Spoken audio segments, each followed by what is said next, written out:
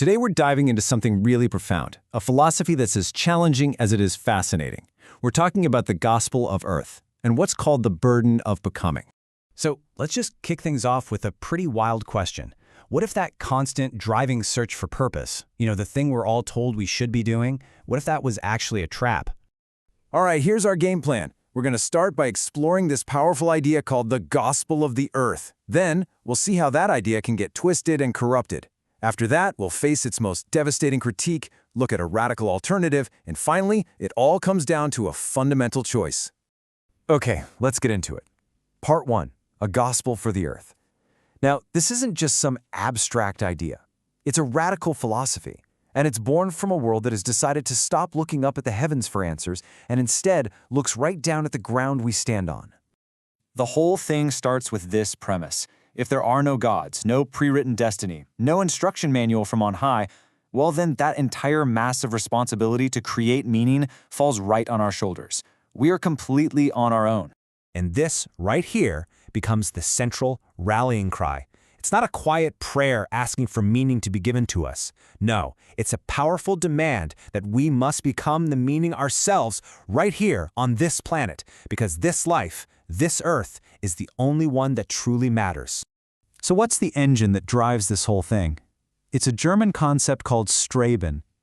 And this isn't just about trying hard or being ambitious. Think of it as this deep, restless, unending upward striving.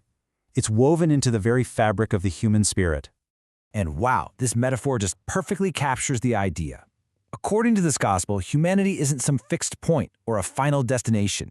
We are a process. We're a dangerous journey. We're that very rope stretched tight over a massive abyss between the person we are right now and the absolute peak of our potential, the Übermensch. And there's no going back. The only way is forward.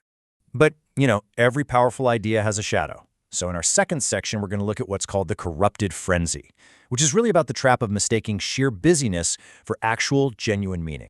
Now, the true path, the ideal path of this striving, is supposed to be transformative.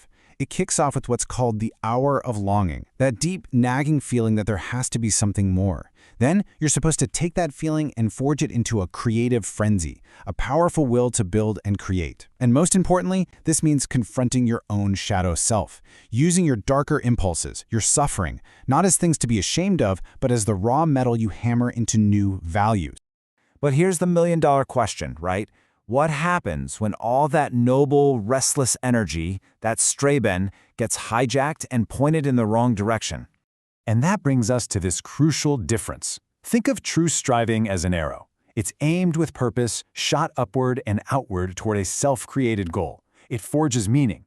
But the corrupted frenzy, that's more like a spinning top. It's got tons of energy, it's buzzing and frantic, but it's not going anywhere. Its goal is aimed downward, towards just collecting more comfort, more security.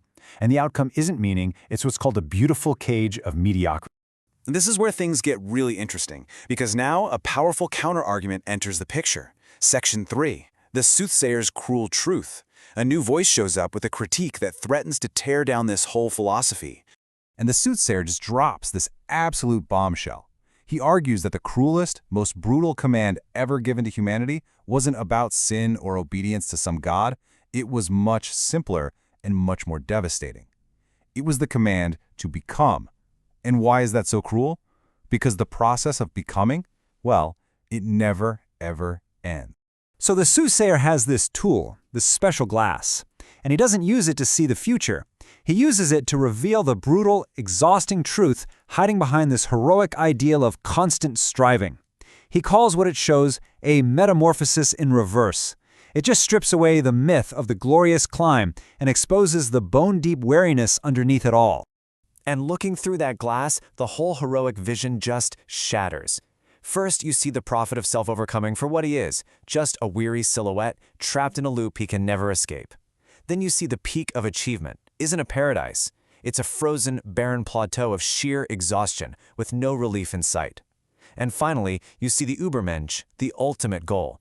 And he's finally arrived, but he's completely alone, on a summit so tiny he can't even sit down to rest. The ultimate prize brings zero peace. Okay, so if the command to always become is a trap, then what's the alternative? Well, that brings us to section 4. This is the anti-gospel. a totally radical idea called self-undergoing, which promises a different kind of freedom, the freedom from purpose itself.